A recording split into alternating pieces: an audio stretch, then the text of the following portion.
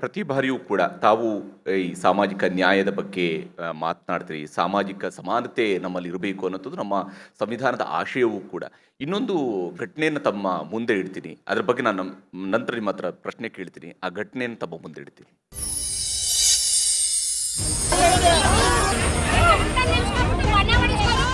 ಸಮಾಜದ ಕಟ್ಟಕಡೆಯ ವ್ಯಕ್ತಿಗೂ ಕೂಡ ಸಂವಿಧಾನ ಕೊಟ್ಟಿರೋ ಶಕ್ತಿ ಅಸಾಮಾನ್ಯವಾದುದು.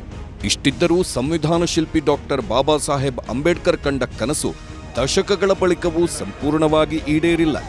ಇದಕ್ಕೊಂದು ತಾಜಾ ಉದಾಹರಣೆ ಮಂಡ್ಯ ಜಿಲ್ಲೆಯ ಹನಕೆರೆ ಗ್ರಾಮದಲ್ಲಿ ನಡೆದ ಘಟನೆ. ದಲಿತರು ದೇಗುಲ ಪ್ರವೇಶ ಮಾಡಿದ್ರು ಅನ್ನೋ ಕಾರಣಕ್ಕೆ ಸವರ್ಣೀಯರು ದೇವರ ಮೂರ್ತಿಯನ್ನೇ ಕೊಂಡೊಯ್ದು ಬಿಟ್ರು. ತಹಶೀಲ್ದಾರ್ ನೇತೃತ್ವದಲ್ಲಿ ಶಾಂತಿ ಸಭೆ ನಡೆದರೂ ಪ್ರಯೋಜನ ಮಾತ್ರ ಶೂನ್ಯ. ವೈಮನಸ್ ಇರೋರು ಒಂದು 2% ಜನ ಇದನ್ನು ಮಾಡ್ತಾಯಿದ್ರು. ಬಟ್ ಅವ್ರಿಗೂ ಎಲ್ಲ ತಿಳಿ ಹೇಳಿದ್ದೀವಿ. ಇಂದಿಗೂ ಅತಿ ದೊಡ್ಡ ಸಾಮಾಜಿಕ ಪಿಡುಗಾಗಿರುವ ಈ ಅಸ್ಪೃಶ್ಯತೆ ಆಚರಣೆಯನ್ನ ತೊಡೆದು ಹಾಕೋದು ಹೇಗೆ? ಮನವರಿಕೆಯೋ ಮರೀಚಿಕೆಯೋ? ಈ ಪ್ರಶ್ನೆಗೆ ಈ ಕ್ಷಣಕ್ಕೂ ಉತ್ತರದ ಹುಡುಕಾಟದಲ್ಲೇ ಇದ್ದಾರೆ ದಮನಿತರು. ಎಲ್ಲವೂ ಕಾನೂನಿನ ಮೂಲಕವಾಗಿ ಪರಿಹಾರ ಆಗುತ್ತೆ ಅಂತ ನಡೆಯಲ್ಲ. ಆದ್ರೆ ಇಂಥ ವಿಚಾರಗಳು ಅಸ್ಪೃಶ್ಯತೆ ಸಂಪೂರ್ಣವಾಗಿ ತೊಡೆದಾಕ್ಬಿಟ್ಟಿದ್ದೀವಿ ಅಂತ ಹೇಳಕ್ ಹೋಗಲ್ಲ. Not only in Karnataka, in the entire country. ನೋಡ್ರಿ, ಜಾತಿ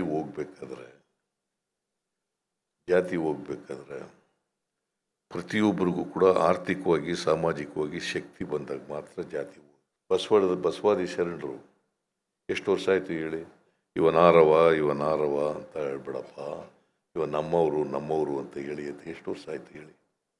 ಎಷ್ಟು ವರ್ಷ ಆಯ್ತು ರೀ? 850 ವರ್ಷ ಆಯ್ತು. 850 ಹೋಗಿದ್ಯಾ ಜಾತಿ? ವಿದ್ಯಾವಂತರೇ ಮಾಡ್ತಾರೆ ಜಾತಿನ, ಹೋಗಿಲ್ಲ. ಅದಕ್ಕೆ ಪ್ರತಿಯೊಬ್ಬರಿಗೂ ಕೂಡ ಆರ್ಥಿಕವಾಗಿ ಸ್ವಾವಲಂಬನೆ ಬರಬೇಕು, ಸಾಮಾಜಿಕವಾಗಿ ಸ್ವಾವಲಂಬನೆ ಬರಬೇಕು. ಈಗ ನೀವು ಓದಿದ್ರೆ, ಕೆಲಸದಲ್ಲಿದ್ದರೆ ಯಾರು ನಿನ್ನ ಜಾತಿ ಕೇಳಕ್ಕೆ ಹೋಗ್ತಾರೆ? ಯಾವ ಜಾತಿ ಹುಡುಗಿಯ ಮದುವೆ ಮಾಡ್ಕೋಬೋದು ನೀವು? ಮೇಲ್ಜಾತಿನಾದ್ರು ಮಾಡ್ಕೋಬೋದು, ಕೆಳ ಜಾತಿನಾದ್ರು ಮಾಡ್ಕೋಬೋದು, ಇನ್ಯಾವುದಾದ್ರು ಜಾತಿ ಮದುವೆ ಮಾಡ್ಕೋಬೋದು. ಅದಕ್ಕೋಸ್ಕರ ಆರ್ಥಿಕ ಸಾಮಾಜಿಕ ಶಕ್ತಿ ಇಲ್ಲದೆ ಹೋದರೆ ಜಾತಿ ಹೆಂಗೆ ಹೋಗ್ತದೆ?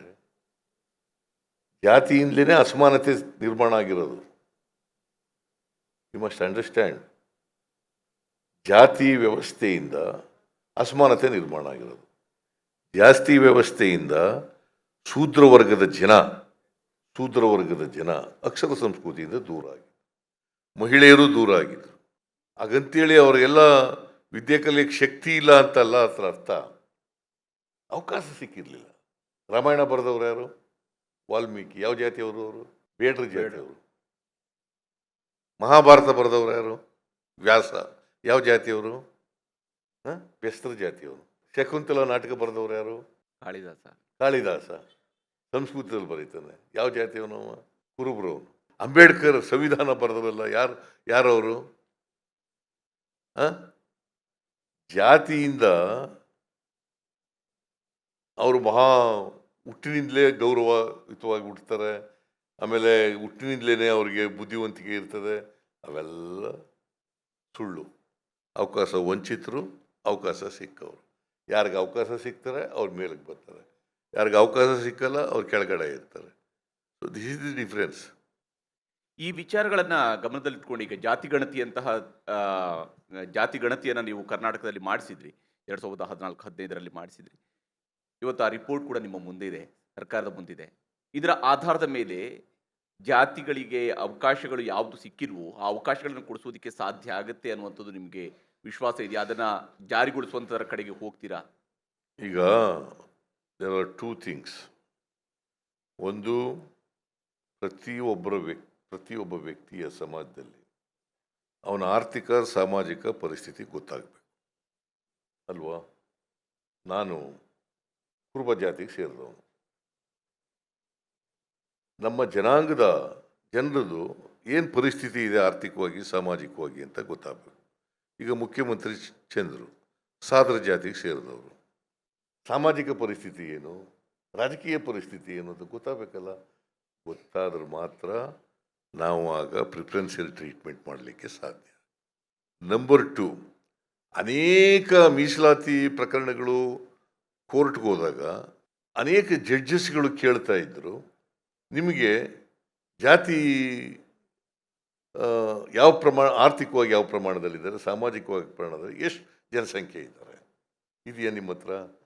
ಈಗ 1931ನಲ್ಲಿ ಲಾಸ್ಟ್ ಜಾತಿ ಗಣತಿ ಆದದ್ದು. ಬ್ರಿಟಿಷ್ ಕಾಲದಲ್ಲಿ. ಬ್ರಿಟಿಷ್ ಕಾಲದಲ್ಲಿ 1931ನಲ್ಲಿ ಕೊನೇ ಜನಗಣತಿ ಆದದ್ದು, ಅಲ್ಲ ಜಾತಿ ಗಣತಿ. ಅದಾದಮೇಲೆ ಆಗಲಿಲ್ಲ, 41ರಲ್ಲಿ ಆಯಿತು. ವರ್ಲ್ಡ್ ವಾರ್ ಇದ್ದದರಿಂದ ಅದು ಜಾರಿ ಆಗಲಿಲ್ಲ, ವರ್ಲ್ಡ್ ವಾರ್ ಬಂದದ್ರಿಂದ ಮಾಡಲಿಲ್ಲ. ಅದಾದಮೇಲೆ ಸ್ವಾತಂತ್ರ್ಯ ಬಂತು, ಸ್ವಾತಂತ್ರ್ಯ ಬಂದ ಮೇಲೆ ಜಾತಿ ಗಣತಿ ನಿಲ್ಲಿಸ್ಬಿಟ್ರು. ಬರೀ ಜನಗಣತಿ ಆಯಿತು, ಜಾತಿ ಗಣತಿ ಆಗಲಿಲ್ಲ. ಸೊ ಹಂಗಾಗಿ ಕರೆಕ್ಟಾಗಿ ಇದಿರೋದಿಲ್ಲ. ಈಗ 1992ನಲ್ಲಿ ಮಂಡಲ್ ಕಮಿಷನ್ ರಿಪೋರ್ಟ್ ಮೇಲೆ ಸುಪ್ರೀಂ ಕೋರ್ಟ್ನಲ್ಲಿ ಇಂದಿರಾ ಸಹಾನಿ ಕೇಸ್ ಅಂತ, ಆ ಕೇಸ್ನಲ್ಲಿ 50% ಮೀಸಲಾತಿಗಿಂತ ಹೋಗಬಾರ್ದು ಅಂತ ಇದೆ. ಅದಕ್ಕೇನು ಯಾವ ಬೇಸಿನೂ ಇಲ್ಲ, ಯಾವ ಅಂಕಿಅಂಶಗಳ ಆಧಾರದ ಮೇಲೆ ಮಾಡಿಲ್ಲ.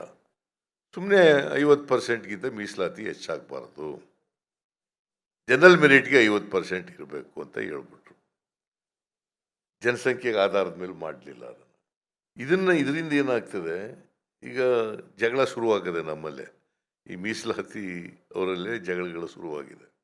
ಒಂದು ಅಂಕಿಅಂಶಗಳ ಕೊರತೆ, ಎರಡನೇದು ಕಮ್ಮಿ ಮೀಸಲಾತಿ ಇರ್ತಕ್ಕಂಥದ್ದು, ಮೂರನೇದು ಅವ್ರ ಜನಸಂಖ್ಯೆಗೆ ಅನುಗುಣವಾಗಿ ಮೀಸಲಾತಿ ಇಲ್ಲದೆ ಇರ್ತಕ್ಕಂಥದ್ದು. ಏನು ಹೇಳ್ತದೆ article 14, 15, 16 of the Indian constitution ಏನು ಹೇಳ್ತದೆ, ಯಾರು ಸಾಮಾಜಿಕವಾಗಿ ಶೈಕ್ಷಣಿಕವಾಗಿ ಹಿಂದುಳಿದಿದ್ದಾರೋ ಅವರು ರಿಸರ್ವೇಷನ್ ಬರಬೇಕು ಅಂತ ಹೇಳ್ತಾರೆ ಅಲ್ವಾ. ಆರ್ಥಿಕವಾಗಿ ಹಿಂದುಳಿದವರಲ್ಲ, ಇವೆರಡೇ ಪದಗಳು ಉಪಯೋಗಿಸಿದ್ರು. Those who are backward socially, educationally, they are entitled for reservation. That is what article 16, 15 says. So ಇದು ಬಿಟ್ಟು ಈಗ ಎಕನಾಮಿಕಲಿ ವೀಕರ್ ಸೆಕ್ಷನ್ಸ್ಗೆ 10% ಕೊಟ್ಬಿಟ್ಟಿದ್ದಾರೆ. ಅದು ಸಂವಿಧಾನದ ಪರ ಇದೆಯಾ, ಸಂವಿಧಾನಕ್ಕೆ ವಿರುದ್ಧ ಅನುಗುಣವಾಗಿದೆಯಾ? ಇಲ್ಲ, ಕೊಟ್ಬಿಟ್ಟಿದ್ದಾರೆ. ಅದಕ್ಕೆ ನಾನು 2013ರಿಂದ 2018ವರೆಗೆ ಚೀಫ್ ಮಿನಿಸ್ಟರ್ ಆಗಿರುವಾಗ ಒಂದು ಜಾತಿ ಗಣತಿ ಮಾಡಬೇಕು ಅಂತ ಮಾಡಿಸ್ದೆ. ಸೊ ಅದು ನಾನು ಮುಖ್ಯಮಂತ್ರಿ ಆಗಿರುವಾಗ ಕೊಡಲಿಲ್ಲ. ನಮ್ಮ ಪಕ್ಷ ಅಧಿಕಾರ ಕಳ್ಕೊಂಡ ಮೇಲೆ ಸಮ್ಮಿಶ್ರ ಸರ್ಕಾರದಲ್ಲಿ ಕೊಡಕ್ಕೆ ಹೋದ್ರು, ತಗೊಳ್ಳಿಲ್ಲ. ಕುಮಾರಸ್ವಾಮಿ ತಗೊಳ್ಳಿಲ್ಲ. ಈಗ ಬೇರೆ ಕಾಂತರಾಜು ಹೋಗಿ ಜಯಪ್ರಕಾಶ್ ಹೆಗಡೆ ಆಮೇಲೆ ಕೊಟ್ಟಿದ್ದಾರೆ. ನಾನು ಈ ಸಾರಿ ಮತ್ತೆ 2ನೇ ಸಾರಿ ಬಂದ ಮೇಲೆ ಕೊಟ್ಟಿದ್ದಾರೆ, ನಾವು ತಗೊಂಡಿದ್ದೀವಿ. ಅದಿನ್ನೂ ಕ್ಯಾಬಿನೆಟ್ ಮುಂದೆ ಮಂಡಿಸಿಲ್ಲ.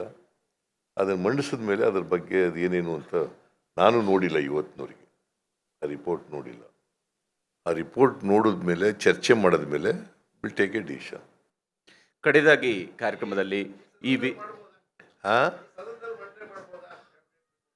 ಎಲ್ಲಿ ಈ ಬಾರಿಯ ಸದನದಲ್ಲಿ ಮಂಡನೆ ಮಾಡಬಹುದಾ ಅಂತ, ಈ ಬಾರಿಯ ಸೆಷನ್ ಅಲ್ಲಿ, ಮುಂದಿನ ಸೆಷನ್ ಅಲ್ಲಿ ಕ್ಯಾಬಿನೆಟ್ ನಲ್ಲಿ ಮೊದಲು ಚರ್ಚೆ ಆಗ್ಬೇಕಲ್ಲ ಮುಖ್ಯಮಂತ್ರಿಗಳೇ.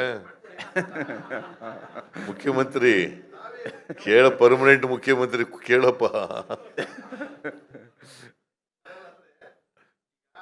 ಕೂತ್ಕೊಂಡು ಮಾತಾಡಿದ್ರು. ಕನ್ನಡದವರಿಗೆ ನಿರಭಿಮಾನಿಗಳಾಗಬೇಡಿ ಅಂತ ಹೇಳಿ, ದುರಭಿಮಾನಿಗಳಾಗಬೇಡಿ ಅಂದ್ರ ಸ್ವಾಭಿಮಾನಿಗಳಾಗೋಣ, ನಿರಭಿಮಾನಿಗಳು ಆಗಬಾರ್ದು ಅಂತ ಹೇಳ್ಬೇಕಾಗುತ್ತೆ ಒಂದು. ಇದು ಎರಡನೇದು, ಈ ಕ್ಯಾಬಿನೆಟ್ ನಲ್ಲಿ ಮಾಡಿ ನಿರಾಭಿಮಾನಿಗಳಾಗಲೇಬಾರದು, ಸರಿ, ಅಭಿಮಾನಿಗಳಾಗಬೇಕು, ದುರಾಭಿಮಾನಿಗಳಾಗಬಾರ್ದು. ಅದು ಓಕೆ, ನಿರಾಭಿಮಾನಿಗಳು ಆಗಬಾರ್ದು. ಈ ಒಂದು ವಾರದಲ್ಲಿ ಕ್ಯಾಬಿನೆಟ್ ಮೀಟಿಂಗ್ ನಲ್ಲಿ ಇಟ್ಬಿಟ್ಟು ಸದನದಲ್ಲಿ ಇಟ್ರೆ ನಮ್ಗೆಲ್ಲರೂ ಗೊತ್ತಾಗುತ್ತೆ ಯಾರ್ಯಾರು ಎಲ್ಲಿ ಇಲ್ಲ. ಇಡ್ತೀವಿ ಓನ್ಲಿ ಮ್ಯಾಟರ್ ಆಫ್ ಟೈಮ್. ಇಡ್ತೀವಿ. ಕರ್ನಾಟಕದ ಜನರಿಗೆ ತಮ್ಮ ಸರ್ಕಾರದ ವಿಚಾರದ ಬಗ್ಗೆ ಕಳೆದ ಈ 1.5 ವರ್ಷ, 1 ವರ್ಷ 6 ತಿಂಗಳ ಅವಧಿ ಮತ್ತು ಮುಂದಿನ 3 ವರ್ಷ ಅವಧಿ ಇದೆ, ಇನ್ನೂ ಕೂಡ 3 ವರ್ಷ 6 ತಿಂಗಳ ಅವಧಿ ಇದೆ. ಈ ಅವಧಿಯಲ್ಲಿ ಏನನ್ನು ಸಾಧಿಸ್ತೀರಿ, ಕರ್ನಾಟಕದ ಜನರಿಗೆ ಏನನ್ನು ಹೇಳೋದಕ್ಕೆ ಬಯಸ್ತೀರಿ? ಕಡೆದಾಗಿ ಕರ್ನಾಟಕದಲ್ಲಿ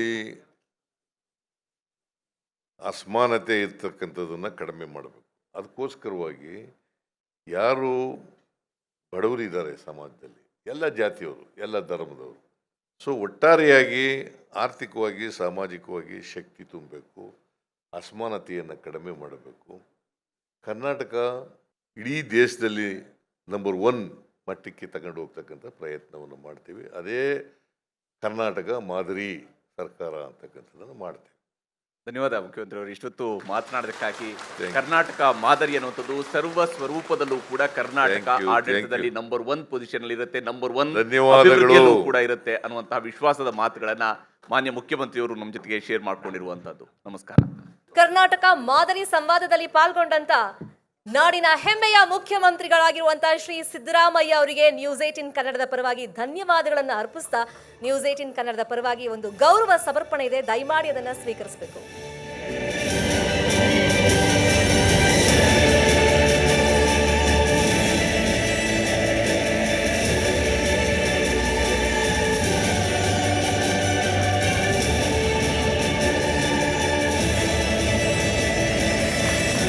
ರೈಸಿಂಗ್ ಕರ್ನಾಟಕ 2024 ನಮ್ಮ ಈ ಹೆಮ್ಮೆಯ ಕಾರ್ಯಕ್ರಮಕ್ಕೆ ನಾಡಿನ ಜನಪ್ರಿಯ ಮುಖ್ಯಮಂತ್ರಿಗಳು ಶ್ರೀ ಸಿದ್ದರಾಮಯ್ಯ ಆಗಮಿಸಿ ಮಾದರಿ ಕರ್ನಾಟಕ ಹೇಗಿರಬೇಕು, ಅವರ ಸರ್ಕಾರದ ದೂರದೃಷ್ಟಿ ಯೋಜನೆಗಳ ಬಗ್ಗೆ ಸವಿಸ್ತಾರವಾಗಿ ಸಂವಾದದಲ್ಲಿ ತಮ್ಮ ಅನಿಸಿಕೆಗಳನ್ನು ಹಂಚಿಕೊಂಡ್ರು. ಅವರಿಗೆ ನಿಮ್ಮೆಲ್ಲರ ಪರವಾಗಿ ನೆಟ್ವರ್ಕ್ 18 ನ್ಯೂಸ್ 18 ಕನ್ನಡದ ಪರವಾಗಿ ಮತ್ತೊಮ್ಮೆ ಧನ್ಯವಾದಗಳು.